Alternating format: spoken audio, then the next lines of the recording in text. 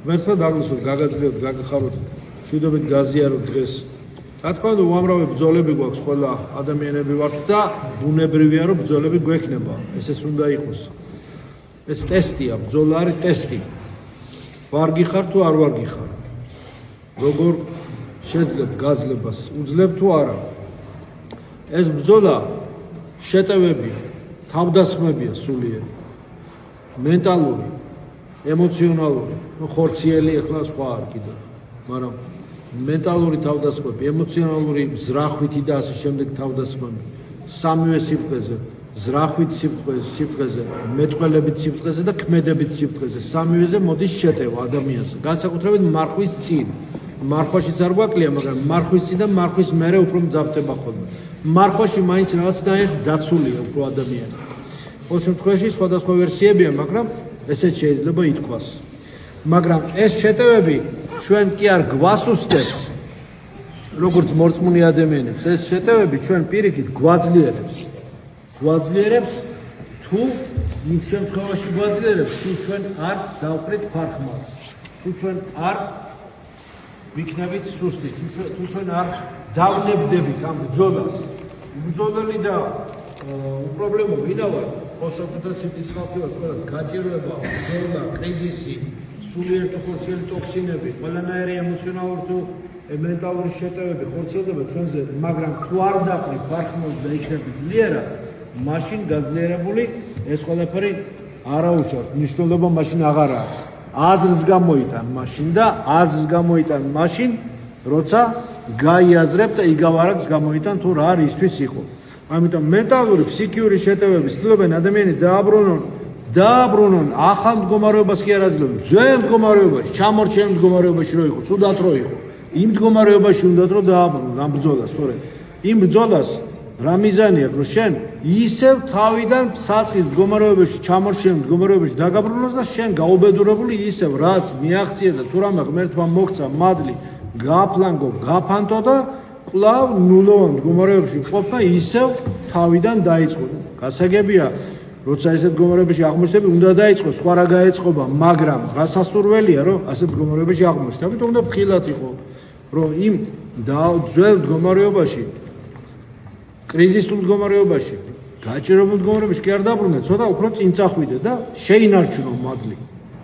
ამიტომ წვდიადი და ბოროტება ებრძვის ადამიანს. წვდიადი და ბოროტებას უბრალოდ სადღაც რაღაც სხვაგან ფაქტორები კი არ არის. ეს წვდიადი და ბოროტება აქტიურად ებრძვის დღეს მით უმეტეს ადამიანს. თორე თავისთვის რო იყოს, პასიურად იყოს და უბრალოდ იცოდე რომ არსებობს წვდიადი, ბოროტება, ნეგატივი, გასაგებია, მაგრამ ესე რომ არ არის, ამ ბოროტებაზე აქტიური ფორმა აქვს დღეს მიღებული, გააქტიურებულია, გაშმაგებულია და ყოველთვის ეწინააღმდეგება სიკეთესა და ნათელს. ამაში არის მისი ნეგატიური ქმედება. ჭეშმარიტება ზოგჯერ თითქოს გვემალება ჩვენი ცოდვების გამო, თითქოს ჩვენი ცოდვებისა, ჩვენი აზრობრივი გამრუდებისა, სიტყვიერი გამრუდებისა, ქმედითი ცოდვების გამო ჭეშმარიტება სადღაც მიღმიურ ფორმას იღებს ხოლმე, მაგრამ მიუხედავად იმისა, რომ ჭეშმარიტება ზოგჯერ ყველა სიტყვისა, ყველა კონცეფციის მიღმა, იგი მაინც მიღწევადია. იგი მაინც ჩვენ შორის არის და ეს ჭეშმარიტება არის ქრისტე. მე ვარ გზა, მე ვარ ჭეშმარიტება, მე ვარ სიცოცხლე.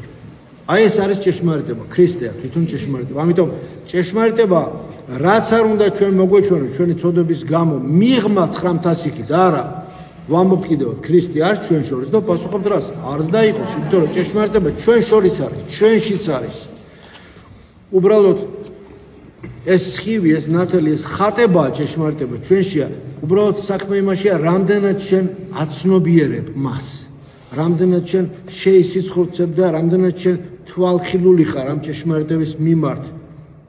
ადამიანი არ არის ბრმა, სულიერად შობილი. ადამიანი სულიად შობილი ისეთ მიცემული აქვს მას ხატება, რომ მას აქვს საშუალება, რომ გადალახოს ყველა ჯოჯოხეთური მდგომარეობა და ჭეშმარიტებამდე მივიდეს.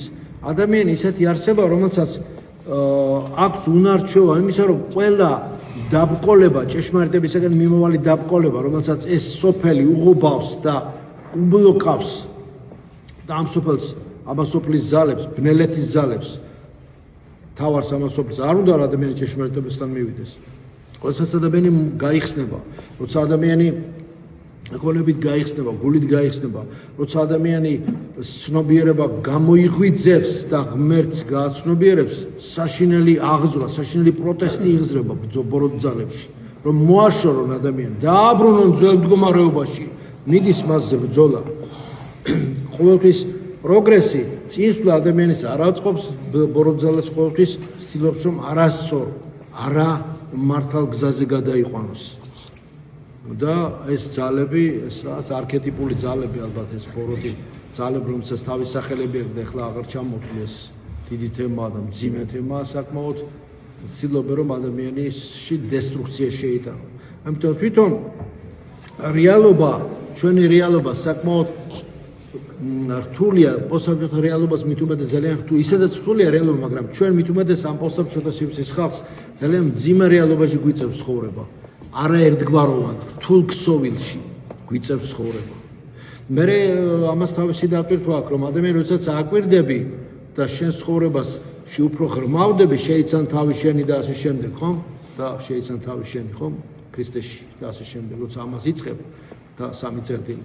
უკვე რეალობაც სხვანაირი ფორმას იღებს. აკვირდები რა რეალობას და თვითშემეცნების პროცესში რეალობასთან კონტაქტში შედიხარ, ეს რეალობა ამ ყურადღების ქვეშვე ფორმირდება. იგი იცვლის თავის ქსოვილს და თავის განზომილებას. რეალობა ფორმირდება დამკვირვებლის ყურადღების ქვეშ.